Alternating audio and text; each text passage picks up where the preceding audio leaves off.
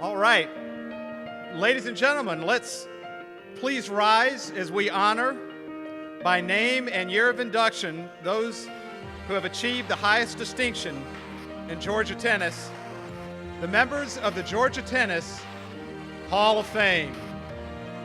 John Skogstad, 1985. Richard Howell, 1993. Walter Johnson, 1995. Joe Becknell, 1996. Wendy White Prowse, 1996. Horace Reed, 1997.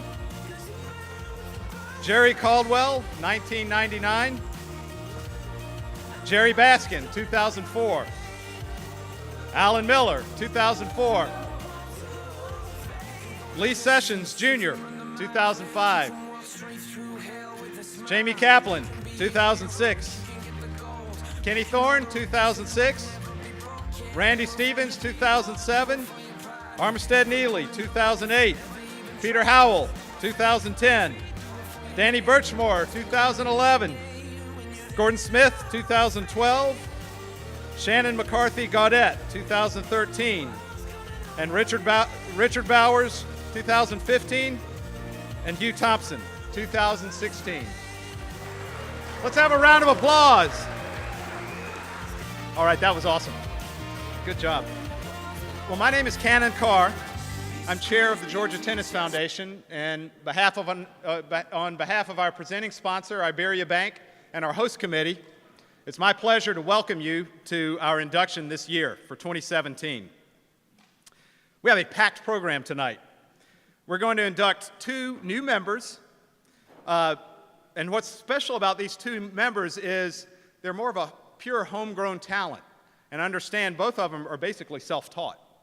So that adds something a little extra special for tonight. 22 members of the Hall of Fame are with us tonight to join in celebrating our two inductees. And we have over 130 people attending tonight to join in as well to celebrate this great achievement. So I'm going to turn that over to Richard Howell in just a moment, who'll handle the induction. But first, I wanted to touch on three things. One is a thanks, one is a milestone, and one is an award. The thanks goes once again to Iberia Bank for being our presenting sponsor once again this year. Mark Tipton, I know you're here. If you could just stand up and let us say thank you very much.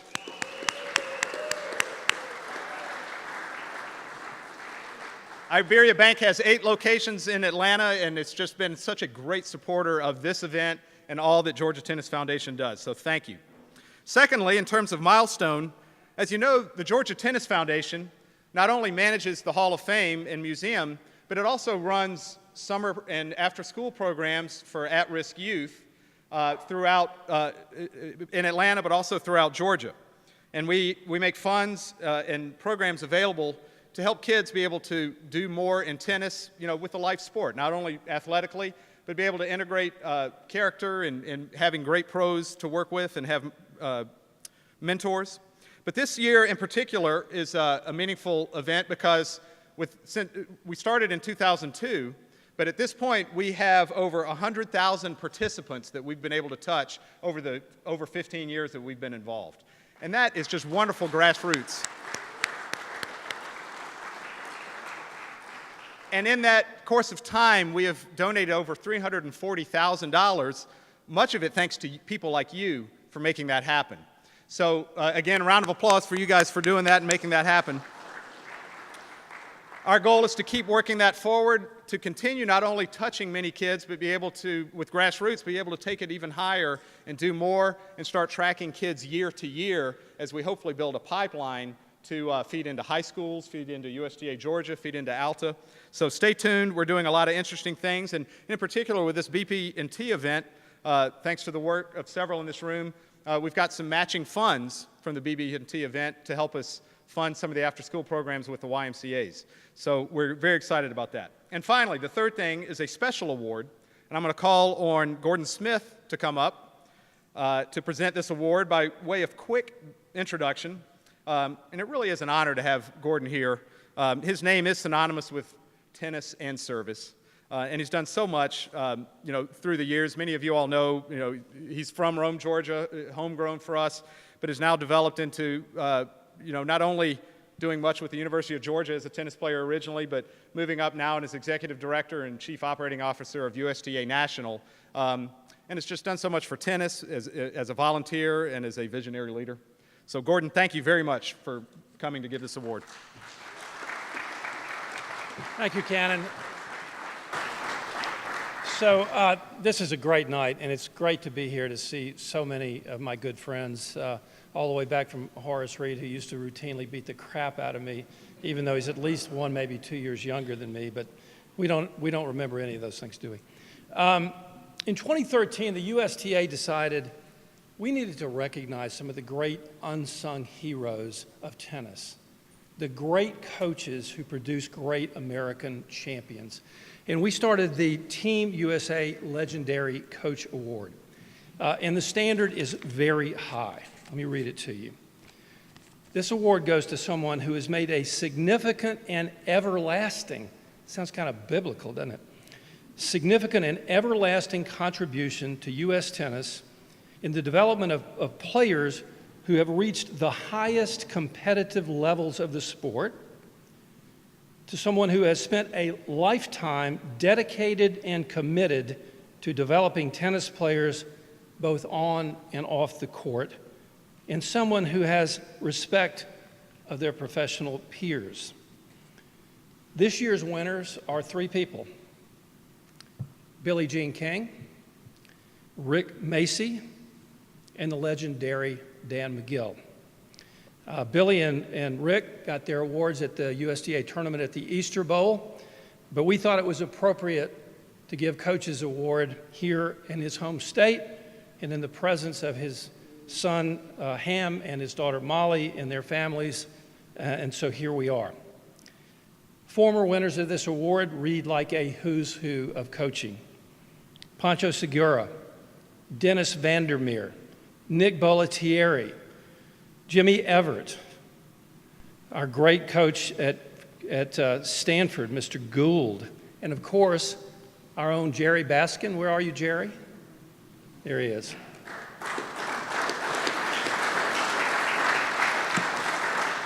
But I have to say, if anyone is deserving of this place with the greats, it's Dan McGill.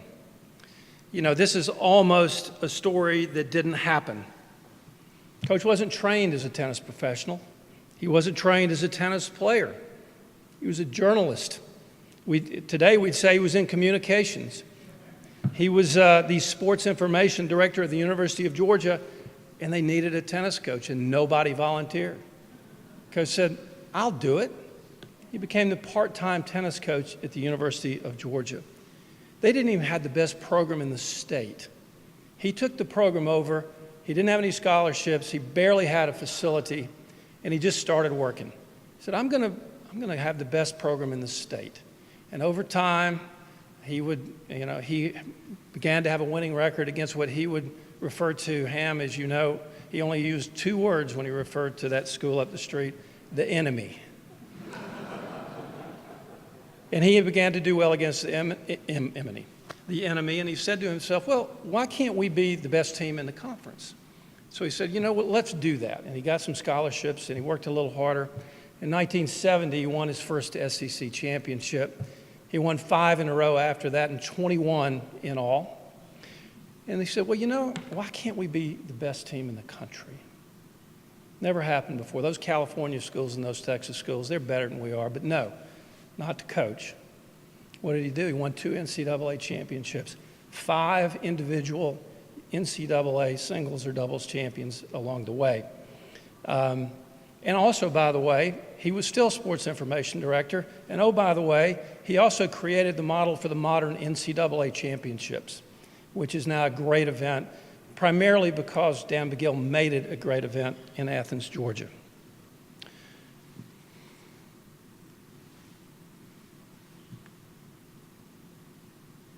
Oh, I forgot to add, many of his players, of course, went on to play professionally.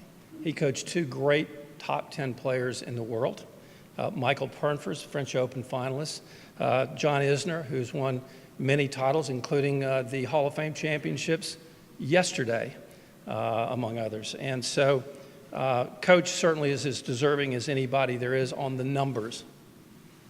But the numbers for Coach aren't what matters. What matters is the hundreds of young boys who came to Athens. They learned to win, they learned to compete, they learned to be men. And I'm a proxy for every one of them here tonight. And Sharon and Ham, thank you for sharing him with all of us. Most of us who spent that time in Athens consider that the best time of our lives. What was his secret? You can have a lot of words to describe Coach. He was smart, he was quick, he was witty, he was fun, he was funny, he was demanding, he was loyal. He was a little profane on occasion. The first time I ever met Coach, I was 12 years old at the Crackerland Championships, or as he would say, the Crackerland. And I was standing next to him, and he was opening up some plaques, and one of them opened up, and he had misspelled the name of Henry Field, who was the only field ever spelled F-E-I-L-D. And they had put it on the plaque F-I-E-L-D. And I was witness to the single longest chain of profanities I've ever heard in my life. There's still some words I'm not sure I know the meaning of.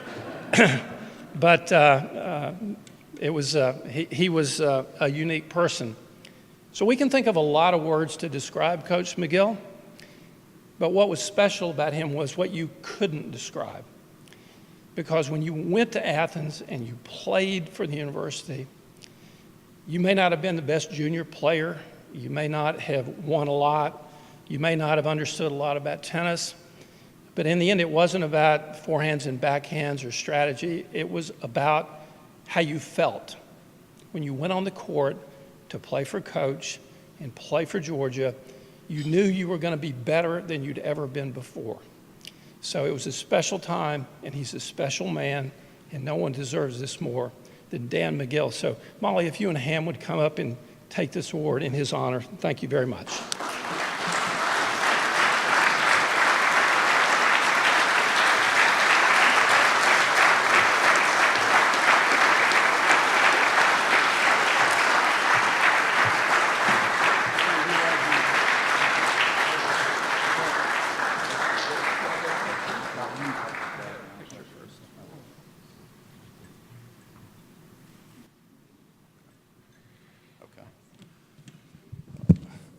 My dad's great love in life was tennis.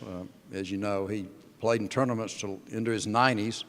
But even more than playing, he loved coaching, not just the hundreds of college players that he coached at Georgia, but the many, many junior boys and girls that he got started in Athens playing tennis and encouraged and mentored over the years. So it's very meaningful that he received this prestigious coaching award. I know he'd be proud. He'd be doubly happy to have it presented by one of his former players, Gordon Smith. He used to brag about Gordon being head of the USTA. By the way, Gordon, he took full credit for that. So my sister, Sharon Brown, who could not be here tonight, and Molly, who's here, and myself are happy and honored to accept this award on our dad's behalf. Thank you.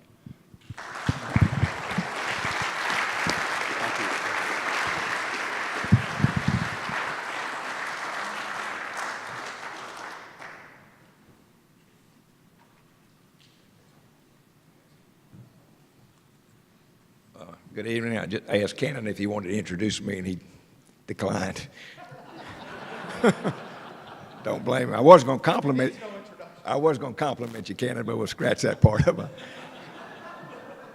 Seriously, it's a pleasure to be here tonight. It's a great turnout of Hall of Famers, and it's really neat to have Gordon come all the way down here and give this prestigious award to Coach McGill, received by the McGill family.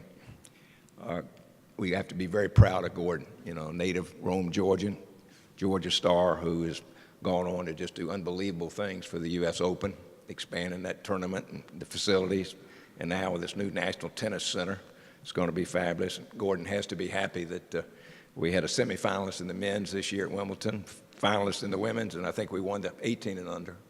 So I think great things are ahead for American tennis, and I know that's one of Gordon's many goals.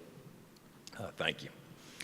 I would like to say a word or two about last year, one of last year's inductees, Branch Currington, who y'all may know passed away about a week ago at 91 years old. Branch was a legend in his own right and overcame segregation and ended up the pro at Washington Park, I think, for 28 years, and taught tennis to literally hundreds and hundreds of black folks of all walks of life, mentored them, had probably 50 go to college on scholarships, including our own Horace Reed, who was a mentor of his, a mentee of his, rather.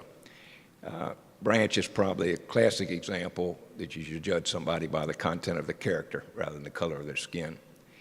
Ironically, he learned his tennis at the Piedmont Driving Club in the segregated days under Welby Van Horn, who went on to be a great pro in Puerto Rico, and the late Jack Waters, also a member of our Hall of Fame. So I just want to mention that about Branch, and we're so thrilled that he was inducted in the Hall of Fame last year. He deserved it, and I think it meant a lot to him and his family. Let me spend a minute or two, if I could, on our Hall of Fame museum. I hope y'all have already seen it, but if not, I urge you to go out and spend some time in it. Ham's going to go out there now because there's going to be a video on him in it.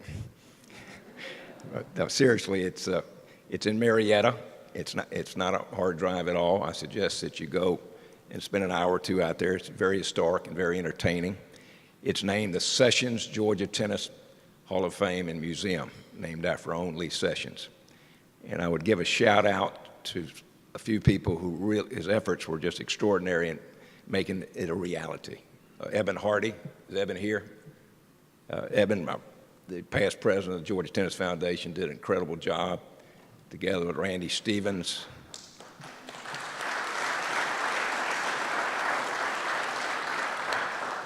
Nell Long, former executive director, Alan Miller,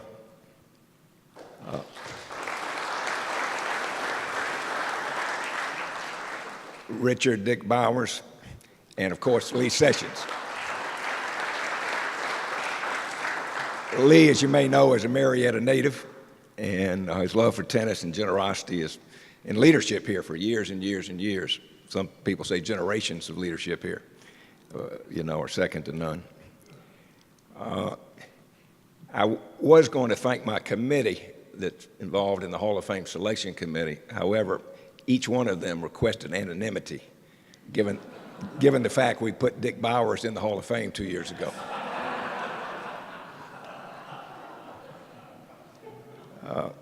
Seriously,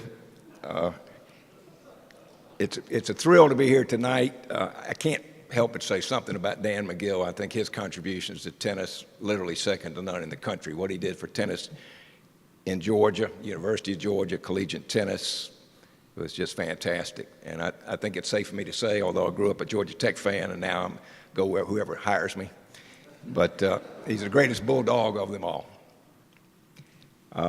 Without any further ado, let's get to the heart of our program, the induction of our two inductees of class of 2017, Larry Schnall and Ham McGill. Terrell, if we could cue up the video on Larry Schnall, please. Thank you. Sometimes in life, the best way to learn is through experience. From the first time he held a racket in Marietta to becoming a collegiate All-American, playing in ATP Tour events, then winning a world championship, Larry Schnall has proven that he is his own best teacher. Larry came from humble beginnings, and he really didn't have money to take lessons or anything like that. He was basically self-taught. There was not a lot of tennis in Austell, Georgia, but Larry was a young, natural athlete. He could have played any sport he wanted to play, and tennis seemed, I think everybody that knows Larry, tennis came quickly for Larry. Schnall's introduction to the game came at the age of 11. His first court was a local street in Marietta. He and his friends would play pickup games but they would soon move to a local asphalt court with a chain link net. I remember one day we went to watch Wimbledon, of course, middle of summer in July, and we saw tennis, first time probably ever on TV. We hadn't thought much about tennis. And we said, you know, we're great ping pong players, we can be great tennis players. So I go downstairs in the basement, I look for tennis rackets, I find two. One was warped, and the other one had strings broken. We didn't know where any tennis courts were. So we went out and we found some about 4 miles from the house, a couple of asphalt courts. The net was a fence, a little bent because people would sit on it. And we started a tennis career right there, Lake Park Drive. They were concrete, black, and the fence was that old hard fence like you have around jails, I guess. And so when you ran into a fence, you got a pretty good lick. And then of course the nets were fit with that fence, and so your balls got tore up pretty good. Schnall never actually had a tennis lesson, but he had quick hands, fast feet, and loads of potential.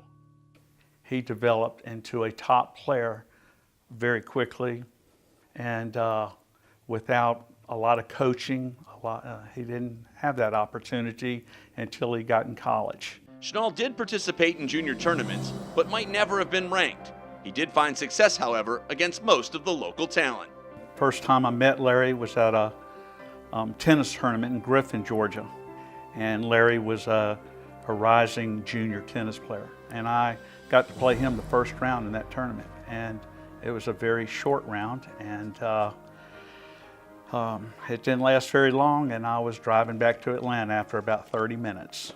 While working at the Peachtree Hills Tennis Center as a junior player, Schnall was approached by a local pro seeing if he could get him a college tryout.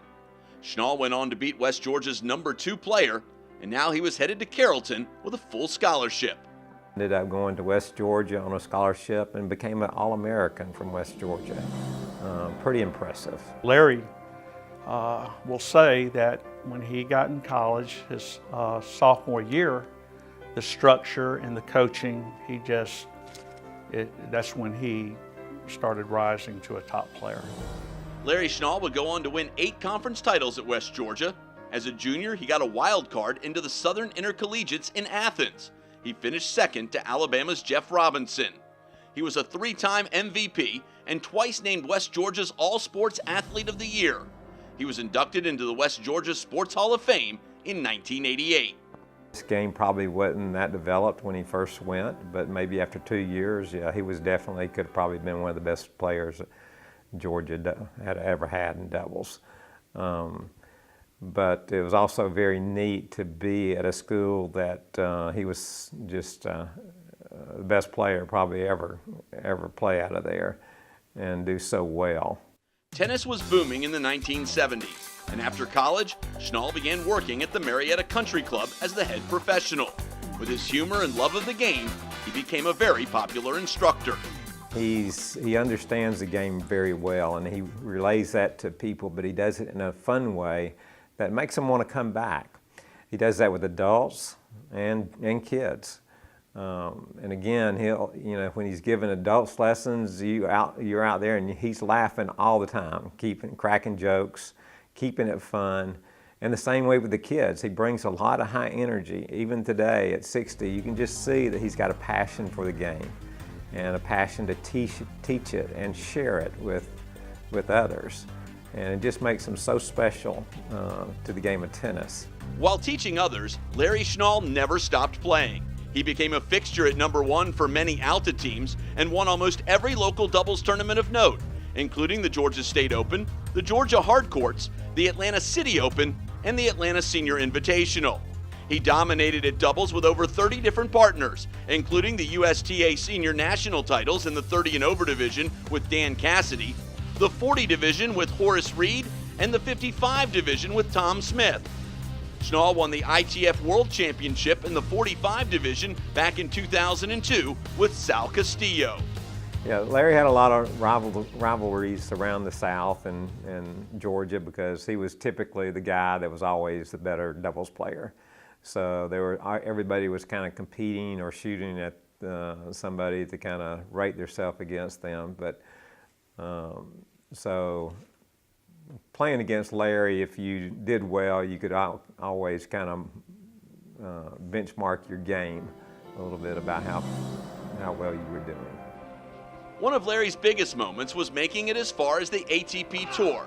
In 1997, at the age of 41, at the AT&T Challenge, he and Ryan Blake took on a pair of former #1 doubles players, Alex O'Brien and Byron Black. They were seeded #1 and they were in their prime.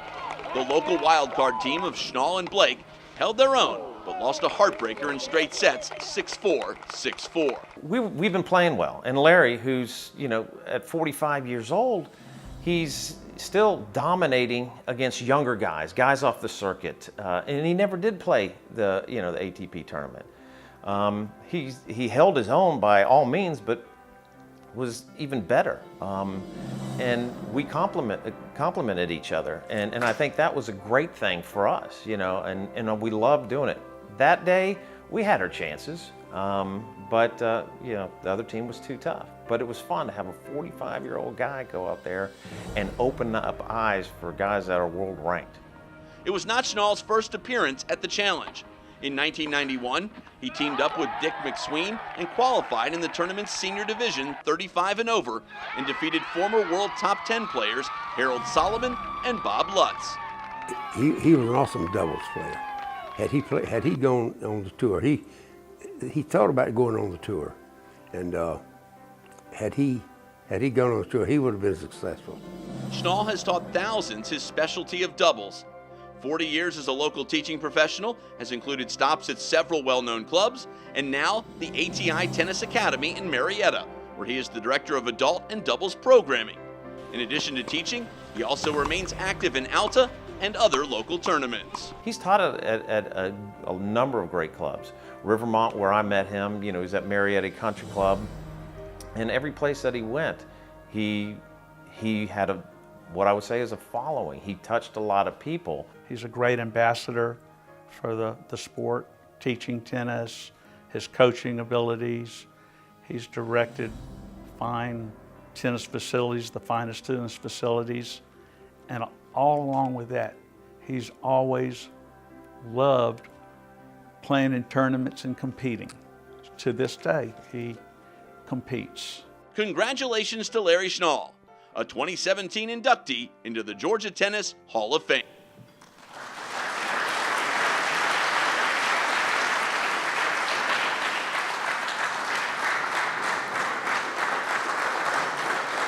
Please welcome Larry Schnall.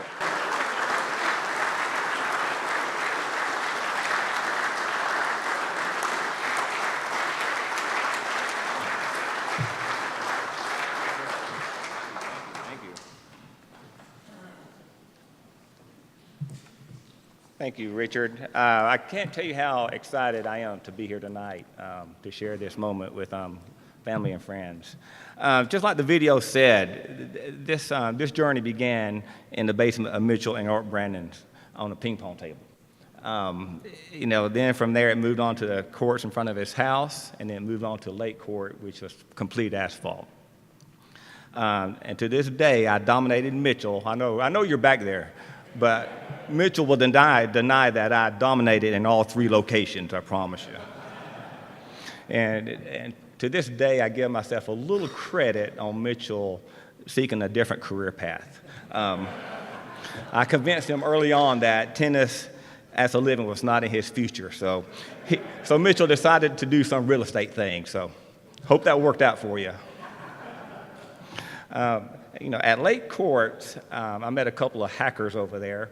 Yes, Lynn Wood, my father-in-law, and James Locklear. But it was, some 37 years ago, I made Lynn Wood the happiest guy in Smyrna by marrying his daughter. And he'll probably deny that as well, so. But Mitchell, to this day, say they have taught me everything I know about tennis. And I have to agree on one thing. They taught me how to lose.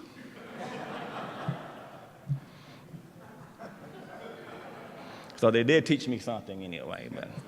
But you know, as a junior player, I did play some junior tournaments, and I was working over at Peachtree Hills under tennis director Fred Klauser, and that's a name of the past. I know some of you guys know who that is. But Longy Vickers, one of the pros, approached me and said, "Do you have any plans after high school? What do you want to do?" I said, "I don't know." He says, "You want to play college tennis?" And I just going, "Sure, where?" So anyway, he got me an interview with Coach Tom Lemmy over at West Georgia, and went over there, tried out for their team, and ended up staying there for 4 years. After a pretty successful doubles or college career, I decided to go into teaching part of tennis. I worked with some great people. Jerry Baskins. I think he still calls me Cobb County's biggest disappointment, if I'm not mistaken. And that's a high honor from Jerry. I worked with Greg Grover and Woody Hobbitzel, Pride Evans and Joe Becknell, and Bill Kopecki over at Rivermont. And speaking of Big Bill, I have to share this because I beat Bill in an Alta match 35 years ago, I think it was. He gave me this Mickey Mouse can of balls and said, "This is for your Mickey Mouse game, Chenal." This can has been with me for 35 years in my bag. And it's unopened. It probably needs to be in the museum, to be honest with you. But that's what Big Bill gave me after an Alta match. Just had to share that. But it's amazing to me that, pardon me? Oh, yes. It's amazing to me the juniors that came out of Rivermont over there. I taught the McCarthy twins. They came out of Rivermont. Robbie Sony, Jim Childs. And who would have thought that a kid that I taught when he was 10 years old would be my partner as of today in the Open and in the seniors, Ryan Blake. So I think I just dated myself on that one. Even though I played a lot of singles after college, my passion in doubles really started to grow during the Sachs Codell era. And my success in doubles, they could not happen without great partners that I won titles with. And I would like to recognize just a handful of them as we're standing here. Started off with Lee Frozian, Sue Haddon, Betsy Butler, Ann Etheridge, Joanne Russell, Virginia Causey, Dandy Carlson, Speedy Gilstrap, Dick McSween, Dave Oberstein, Paul Groth, Horace Reed, Tom Smith, Sal Castillo, Pat Childs, Dan Cassidy, Scott Nichols, Frank Caruso, Stephen Holmes, Sam Stovall, Tenny Prinsloo, Ryan Blake, yes, Mitchell. Believe it or not, John Callan. I won a tournament with him, hardest tournament ever.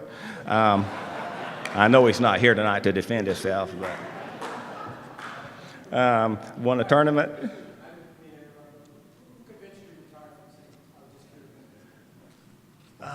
I don't know. No, we're good. We're good. Yeah. Sir, security.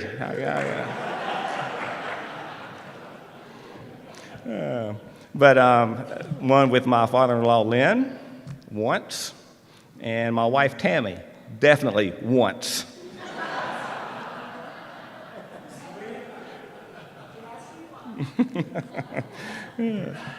Yeah, I do want to take this time to mention, I did have the honor of playing against and with the late George Amaya, Mark Apadikian, Jerry Kirk, and Peter Doohan, who we just lost this past weekend. So that was an honor to play with those guys. I want to thank all my students over the years. You know, hopefully they walked away with a little bit of knowledge and had some fun doing it. I definitely want to thank John and Randy Stevens for the many wins over my career that has helped me get where I am today. Randy, keep up the good work, buddy.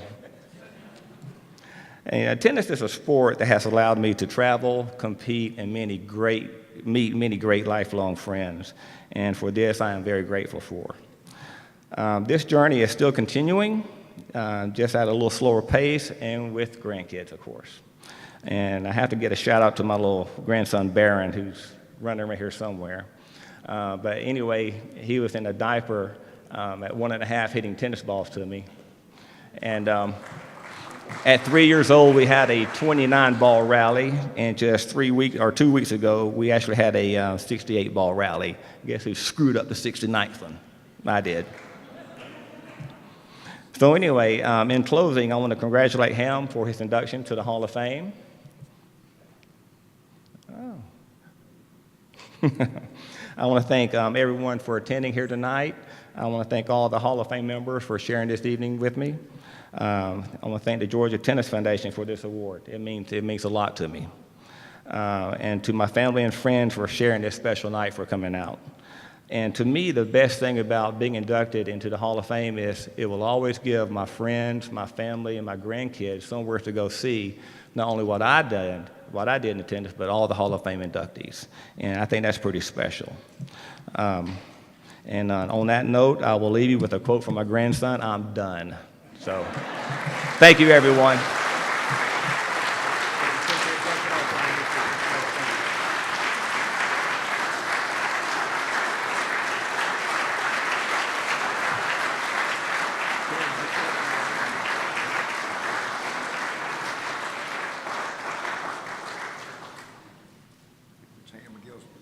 No, it's Sam. I think we're good. I think we're good. Thank you, Sam. That's great. Appreciate it, buddy. Thanks. Congratulations. Great job. Thank you, sir.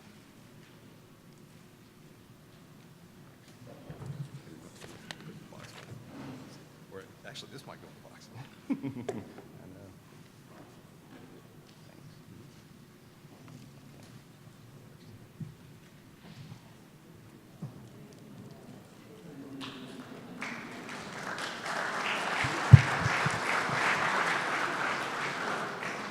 Thanks. This can of tennis balls is definitely going to the museum. It gives me a chance to remind y'all it's open 5 days a week, free admission. No. I also want to mention a special thanks to Salon Kunian, who's done such a fabulous job in producing this event. Give a round of applause.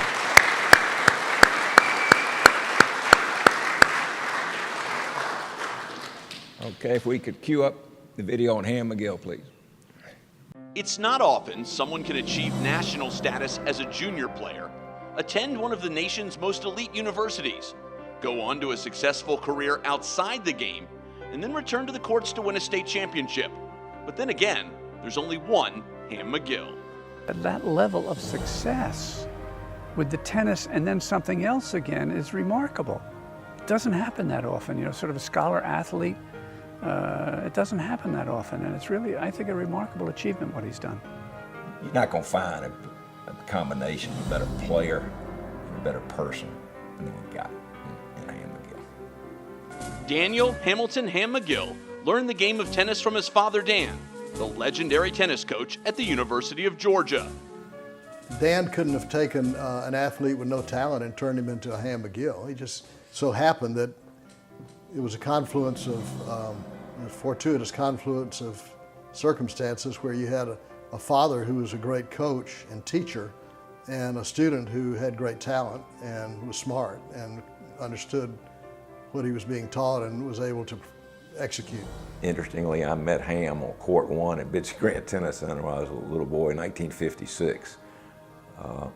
We played an early round match, and I was just turned 8 years old. Ham was 11.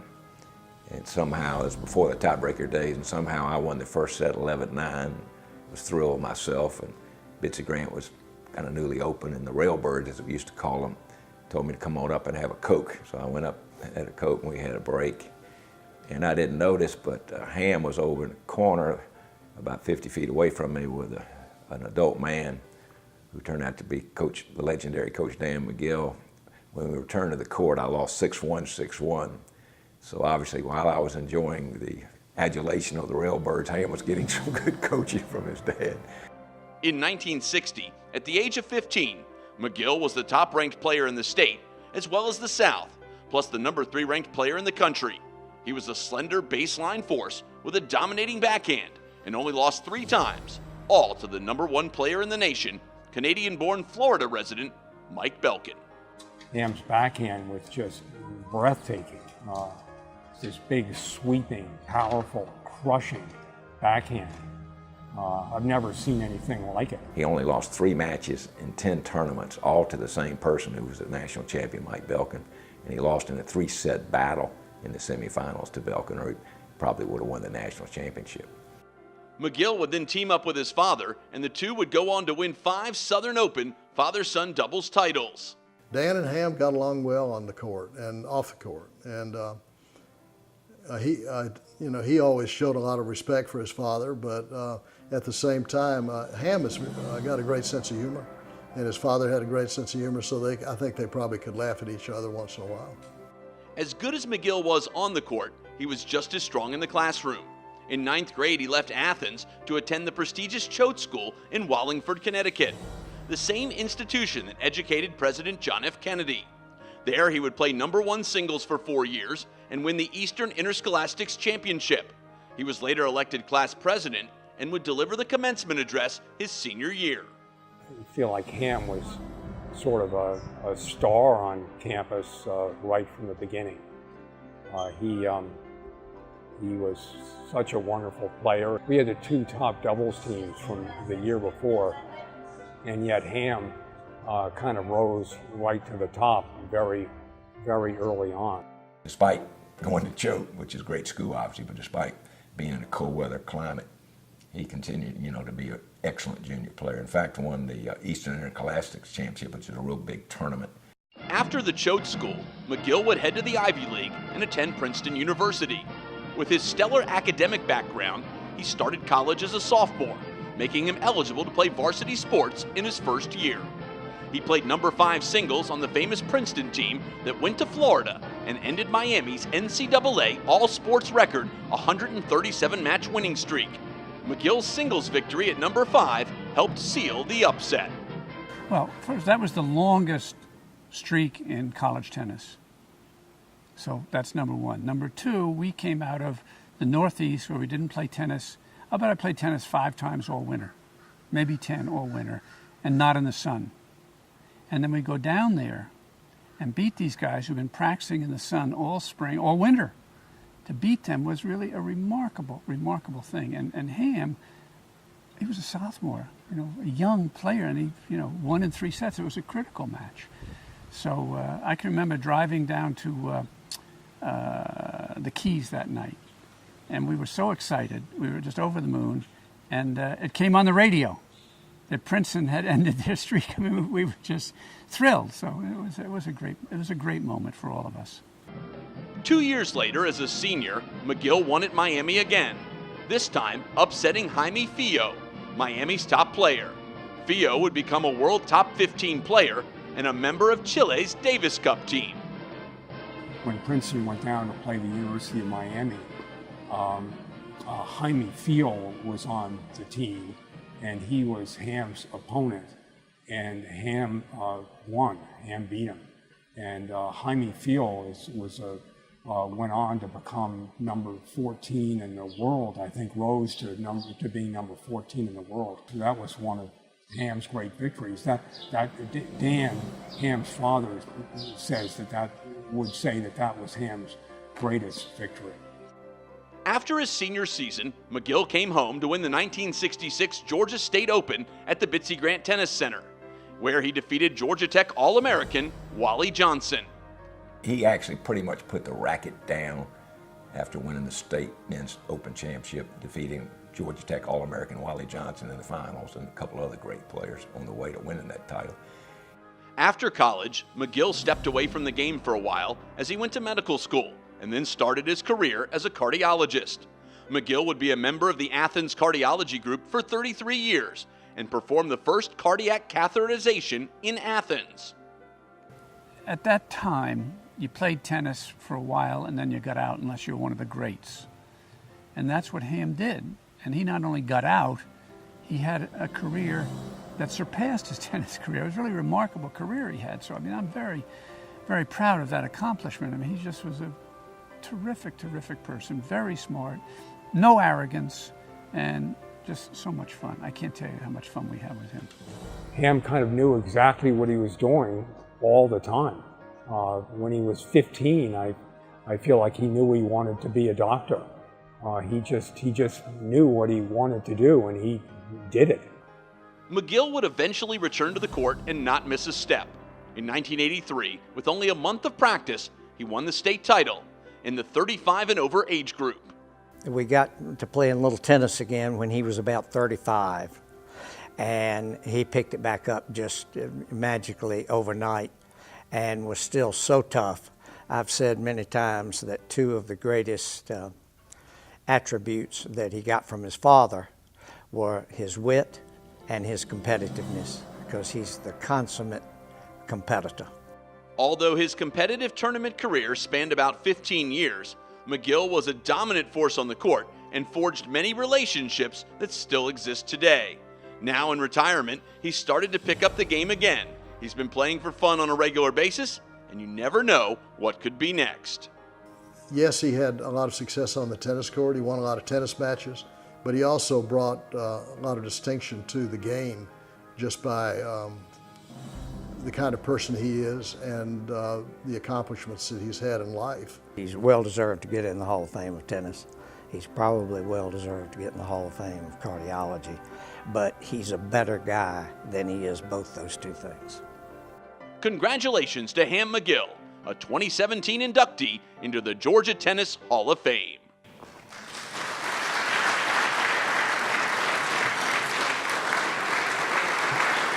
Welcome, Ham McGill.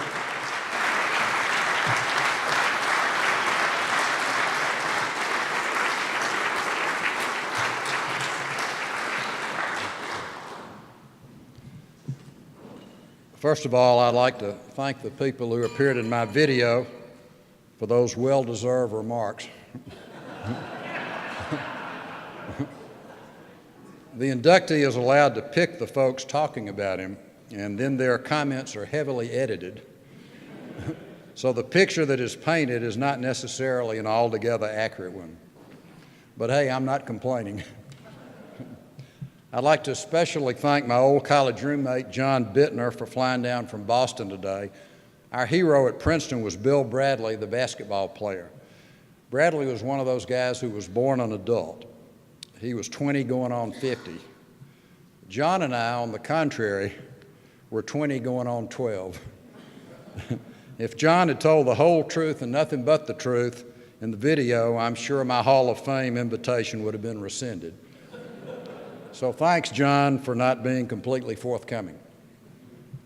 The last Tennis Hall of Fame ceremony I attended was the Intercollegiate Hall of Fame affair in Athens a couple of months ago.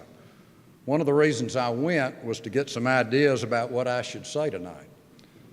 The most entertaining speaker was Nick Bollettieri. Nick's 85 years old. Of all his accomplishments, he seemed most proud of the fact that he's had 8 wives.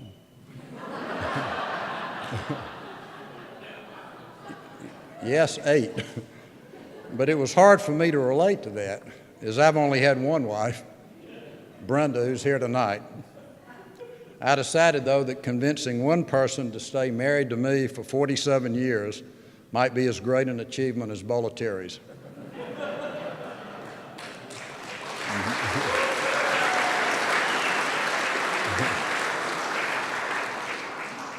Seriously, it's a great honor to be elected to the Georgia State Tennis Hall of Fame. I recently looked up the list of current members, and there are some heavy hitters, from Bitsy Grant and Crawford Henry to Al Parker and Michael Pernforce. I must admit I felt somewhat out of place until I saw that my old 13 and under doubles partner, whom I carried to victory on many an occasion, one Richard Updike Sherman Howell, is also a member, and then I didn't feel quite so undeserving. My tennis career can be divided into 2 phases. Phase 1, and the reason I'm here tonight, I suppose, lasted from about 9 or 10 to age 21, when I played in junior tournaments and in college. The person to whom I'm most indebted, who introduced me to tennis, taught me how to play, drove me to junior tournaments, who was really my only coach, was of course my dad. His strength was not fundamentals, how to grip the racket, for example. As has been well chronicled, he was initially a table tennis or ping pong champion. So when he took up tennis, he gripped the racket at the throat. That's why he chopped or sliced all his shots. But what he lacked in fundamentals, he made up for with his unparalleled competitiveness. There's a lot of difference, as most of you know, between hitting buckets of balls and winning points, much less winning sets or matches. And my dad taught me how to compete and what it took to win. He was also a very charismatic fellow. Like Tom Sawyer painting the fence, whatever he was doing, you wanted to do. If he felt that playing tennis every day was a noble endeavor, then you did too. We played a lot of father-son doubles tournaments together. Early on, when he was the better player, he would put me in the alley and hit all the balls. And later, when the roles were reversed, I put him in the alley and took all the balls. Because let me make one thing clear. The goal was not to shore up any father-son bonding or to find out how the other father-son team was doing, to see how their day was going. There was only one goal, and that was to win. But I soon found out that if we won, it was because he played great, and if we lost, it was because I stunk.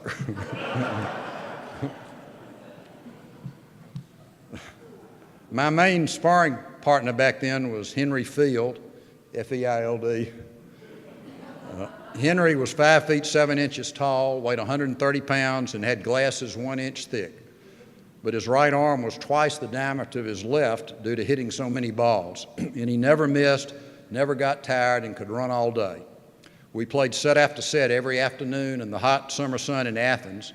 When I began playing in junior tournaments, I discovered that no one was as tough as Henry. So tournament tennis was a piece of cake. Henry went on to play #1 singles at Georgia. He was tragically killed in a car accident at a young age. The stadium at Georgia is named after him. The whole complex much later was named the Dan McGill Tennis Complex, but the stadium, at my dad's insistence, is still called Henry Field Stadium. After my dad and Henry, my other fond memory of tennis in the late 50s and 60s involved the Howell family. When I played in tournaments at Bitsy Grant in Atlanta, I would always stay with the Howells, and when their clan would come to Athens to play in the Crackerland, Richard would stay with us. Even at age 7 or 8, Richard could talk nonstop and would entertain my mother, following her around the house, reciting the batting averages and earned run averages of all the Major League Baseball players. So his famous gift for gab is not a skill he developed late in life. He was apparently born with this attribute. All the Howells, from Arthur to Jimbo, had strong personalities, but the strongest by far, without any question, was Carrie's. The Howells are definitely a matriarchy. For some reason, Carrie, or Mrs. Howell, as I called her then, seemed to like me. But I always tread softly and chose my words carefully when in her presence, lest I say or do something that might disappoint her. From age 21 to 65, I played very little tennis as I was too busy studying or practicing cardiology, except for the occasional 35 or 40 and over indoor tournament that my dad put on in Athens every December. I do remember one of those matches, though. I arrived from work with my rackets and shoes, but had forgotten to pack a jockstrap. So I called Brenda and asked her to bring me one. Mind you, I have 2 daughters, but no son, so I doubt Brenda knew what a jockstrap was. Anyway, she couldn't find one, so she stopped by Bulldog Sporting Goods on the way to the courts and was standing at the jockstrap pile, holding them up, small, medium, large. When Terry Smart, the assistant manager at the time, came over and said, "Ms. McGill, we sell them by waist size."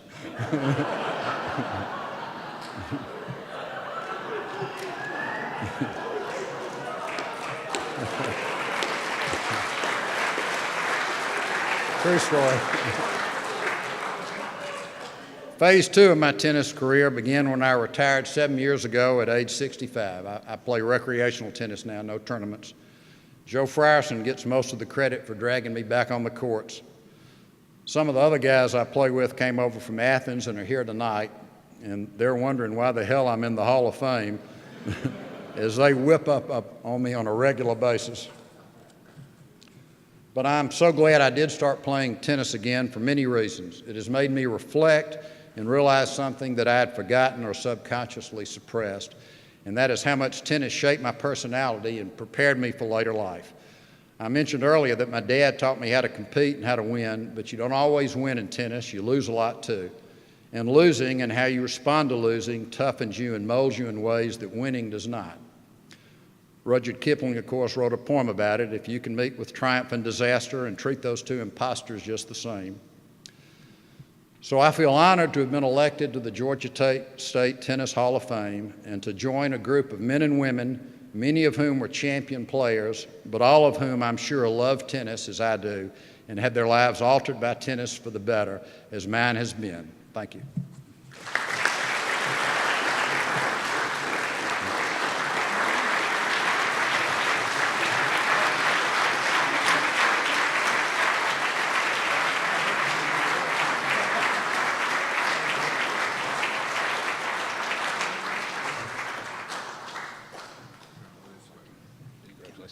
Thank you. There you go.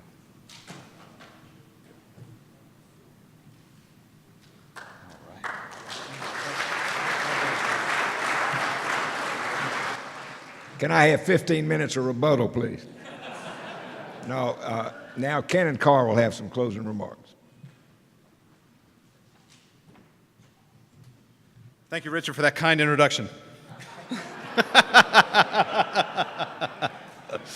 Well, tonight we added 2 new legends to the Tennis Hall of Fame in Georgia, and we celebrated a legendary coach as well.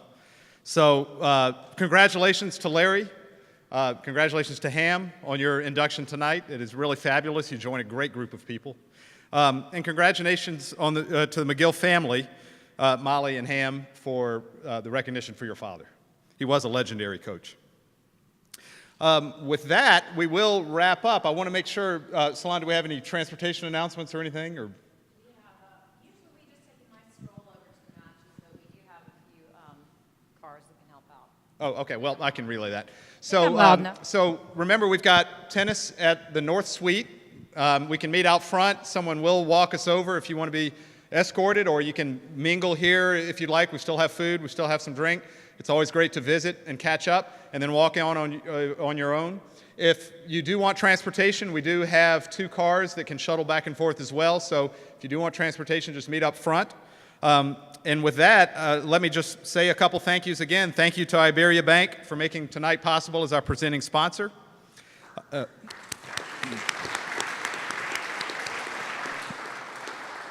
Thank you to Richard Howell for his leadership in the selection process. He always does a great job. And I will say the anonymous committee as well does a fabulous job. Thank you to Salon, who once again has put on just a great event behind the scenes, and we thank you very much for that.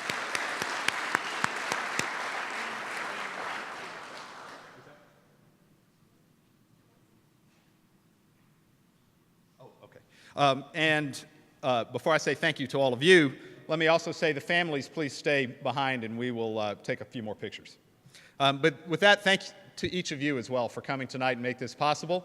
And we will see you out front and see you on the courts.